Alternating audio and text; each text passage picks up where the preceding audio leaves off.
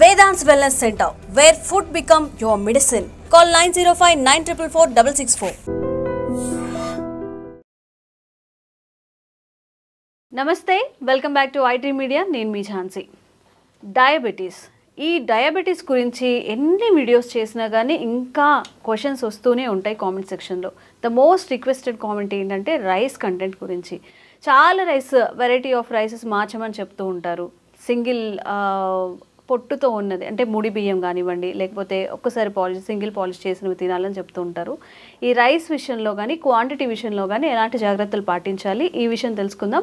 ప్రస్తుతం మనం general physician Ramakrishna గారితో ఉన్నాము. నమస్తే సార్. సార్, అయితే డయాబెటీస్ అనేది ఇప్పుడు జనరల్గా 100లో 90 మెంబర్స్కి వస్తుంది. అలాంటి వాళ్ళు ఫస్ట్ నుంచి రైస్ కంటెంట్ ఎక్కువగా తీసుకోవడం, ఇప్పుడు equal quantities of curry rice తీసుకోమన్నా మనం రైసే ఎక్కువ తీసుకుంటూ ఉంటాం. మరి సడన్గా రైస్ స్టాప్ చేయండి, లేకపోతే వేరే రైస్కి షిఫ్ట్ అవ్వండి అని చెప్తూ ఉంటారు. ఇది కరెక్టే అంటారా? యాక్చువల్గా డయాబెటీస్ అంటే టైప్ 2 డయాబెటీస్ తీసుకుంటే చేసే పని తక్కువ, తినే తిండి ఎక్కువ అయినప్పుడు వచ్చే జబ్బు అండి అది టైప్ 2 డయాబెటీస్. సో ఇది పూర్తిగా మనుషులు సృష్టించుకున్న జబ్బు. అది జెనెటిక్గా వచ్చిందని రకరకాలుగా చెప్తూ ఉంటారు. అదంతా పెద్ద నాన్ సెన్స్ అండి. సో మనం తినే తిండి చేసే పని కంట ఎక్కువైనప్పుడు ఆ జబ్బు వస్తుంది. ఎక్సెస్ క్యాలరీస్ డంప్ అయినప్పుడు వస్తుంది. అగైన్ ఆ క్యాలరీస్ ఏ రూపంలో వస్తున్నాయి? కార్బోహైడ్రేట్ రూపంలో వస్తున్నాయా, ఫ్యాట్ రూపంలో వస్తున్నాయా, ప్రోటీన్ రూపంలో వస్తున్నాయా? సో మనకి ఏంటంటే ఈ ఆల్కహాల్ ఎలా అయితే ఎడిక్షన్ ఉంటుందో చాలామందికి, అలాగే డ్రగ్స్ ఎడిక్షన్ ఎట్లా ఉంటుందో తిండి కూడా ఒక రకమైన ఎడిక్షన్. టైంకి తినకపోతే మనకి ఏదో జరిగిపోతున్నట్టు ఒక రకమైన అలజడి ఇది వస్తుంది. అంటే ఏంటంటే మన బ్రెయిన్ ఆ తిండికి లొంగిపోయినప్పుడు ఇటువంటి సిమ్టమ్స్ వస్తుంటాయి. సో ఈ తిండికి ఎడిక్ట్ అయిపోవడం వల్ల మనకి ఏమవుతుందంటే మోతాదుకి మించి ఎక్కువ వెళ్ళిపోతూ ఉంటాం. రెండవది, మనం ఈ యుగంలో ఇప్పుడున్న కాలంలో మనం చేసే పనికి నాకు తెలిసి ఒక పూట తిండే చాలా ఎక్కువ. ఒక్క పూట తిని సో 3 పూటలు తినడం అనేది ఇట్స్ కంప్లీట్లీ తప్పు. చెప్తూ ఉంటారు కదా మనం చేసే పని 3 పూటలు ఎవరు తినగలరు అంటే కూలీలు, వ్యవసాయ కూలీలకి 3 పూటల తినే అర్హత ఉంది. ఎవరైతే మానసికంగా అంటే బుర్రతో పనిచేసి శరీరాన్ని సుఖపెడుతున్నారో వాళ్ళందరూ ఒక పూటే, కాదు అంటే 2 పూటలు. సో టైంకి తినకపోతే మనకి ఏదో జరిగిపోతుంది, టైంకి తినకపోతే అనారోగ్యం అనేది పచ్చి అబద్ధం. టైంకి నిద్రపోకపోతే అనారోగ్యం అనేది నిజం. టైంకి తినకపోతే అనారోగ్యం అనేది పచ్చి అబద్ధం. ఫర్ ఎగ్జాంపుల్, ఒక మొక్కను తీసుకుంటే దానికి ఆహారం, గాలి, సూర్యకిరణాలు భూమి నుంచి వచ్చాయి. సూర్యకిరణాలు 365 రోజులు ఒకే టైంకి రావు, ఒకే టైంకి పోవు. కొన్ని రోజులు అసలు సూర్యకిరణాలే ఉండవు. శీతాకాలంలో తక్కువ వస్తాయి, వర్షాకాలంలో అసలు రానే రావు, ఎండాకాలంలో ఎక్కువ వస్తాయి. సో కాలానుగుణంగా సూర్యకిరణాలు మారుతుంది. ఆ మొక్క అట్లా అయితేనే బాగా పెరుగుతుంది. అట్లా కాకుండా మనం ప్రతిరోజు 8 అవగానే నీరు పెట్టి ప్రతిరోజు 6 అవగానే సూర్యకిరణాలు పెడితే 365 రోజులు అట్లా చేస్తే ఆ మొక్క సరిగ్గా పూత పూయదు, కాయదు, అవసరం వీలైతే చనిపోతుంది. అట్లానే శరీరం కూడా. రైస్ వరకు వస్తే ఏమవుతుందంటే ఈ రైసు అత్యంత రుచికరమైన పదార్థం. ఇప్పుడు కూరలు మనం వండుకొని ఒక పాలిష్డ్ రైస్ అన్నం తీసుకుని చేత్తో కలుపుకొని తిన్నప్పుడు దానికి వచ్చే రుచి చాలా ఎక్కువ. When compare to brown rice, మిల్లెట్స్తో కానీ పోల్చుకుంటే ఈ వైట్ రైస్కి రుచి ఎక్కువ. సో మనం ఏంటంటే కొంచెం కూర అన్నం, పప్పు అన్నం, సాంబార్ అన్నం, పెరుగన్నం తింటే మొత్తం కేజీ బియ్యం వెళ్ళిపోతాయి. సో దీని మూలాన రెండవది ఏంటంటే రైసు అరుగుదల అనేది చాలా ఫాస్ట్గా జరుగుతుంది. సో త్వరగా మళ్ళీ ఆకలేస్తుంది. సో ఒకటి, తినేటప్పుడు ఎక్కువ తినేస్తాం. 2, త్వరగా ఆకలేస్తుంది, మళ్ళీ తినడానికి ఆస్కారం ఉంటుంది. సో ఒక రకంగా ఎడిక్ట్ అయిపోతాం, దానికి బానిస అయిపోతాం. దాని మూలాన రైస్ మంచిది కాదంటారు. కానీ వాస్తవంగా వైట్ రైస్, బ్రౌన్ రైస్ అలా తీసుకుంటే వైట్ రైస్కి బ్రౌన్ రైస్ పెద్ద తేడలేదు. ఇన్ఫ్యాక్ట్ వైట్ రైసే మంచిది బ్రౌన్ రైస్ కంటే.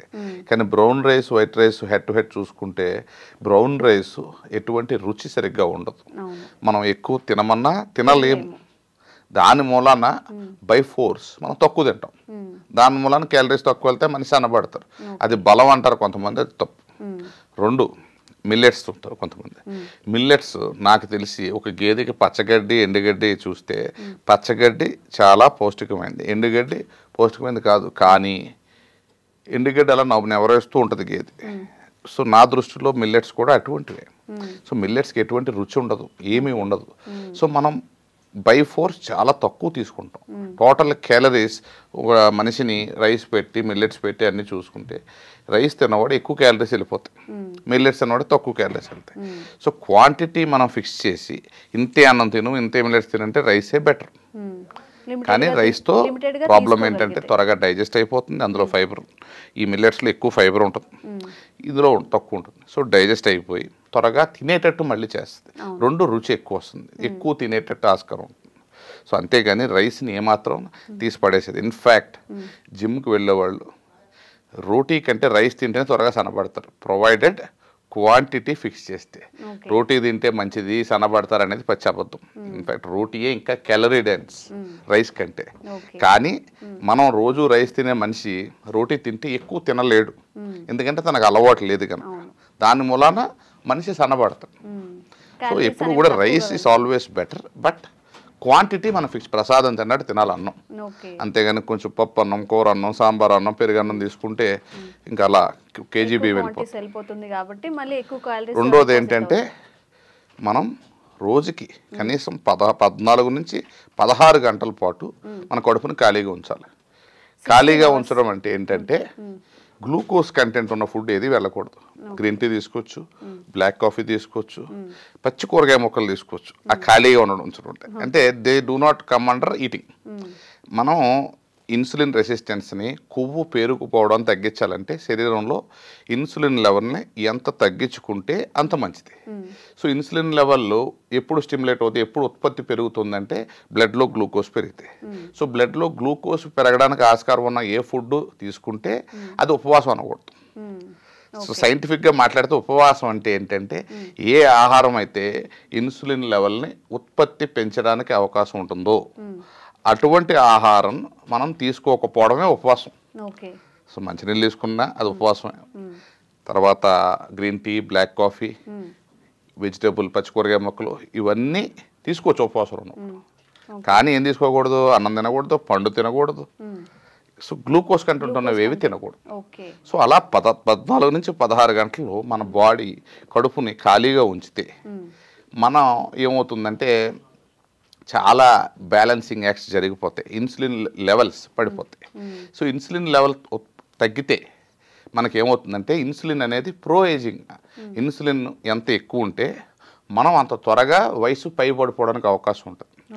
మన ఒంట్లో కొవ్వు పేరుకుపోవడానికి కానీ, రక్తనాళాల్లో కొవ్వు పేరుకుపోవడానికి కానీ, బరువు పెరగడానికి కొన్ని అంటే ఇంకా ఎగ్జాక్ట్ ప్రూఫ్స్ అంటూ లేవు. కానీ క్యాన్సర్ కారకానికి కూడా ఇన్సులిన్, అధిక ఇన్సులిన్ శరీరంలో ఉంటే క్యాన్సర్ కూడా వచ్చే అవకాశాలు ఉంటాయి. ఓవరాల్గా మనిషి త్వరగా మరణించడానికి ఇన్సులిన్ సహాయపడు. అలా అని చెప్పి ఇన్సులిన్ వల్ల ఉపయోగం లేదా అంటే ఉంది, దాన్ని కొంతవరకు, దాన్ని మోతాదుకి మించి శరీరంలో ఉంటే మనిషి త్వరగా ఈ రోజుల్లో వచ్చే గుండె జబ్బులు, ఊబకాయం, ఈ నరాలకు సంబంధించిన పక్షవాతం ఇవన్నీ కూడా చాలా మందికి వాడ శరీరంలో ఇన్సులిన్ మోతాదుకి మించి ఉండడం వల్ల జరుగుతుంది.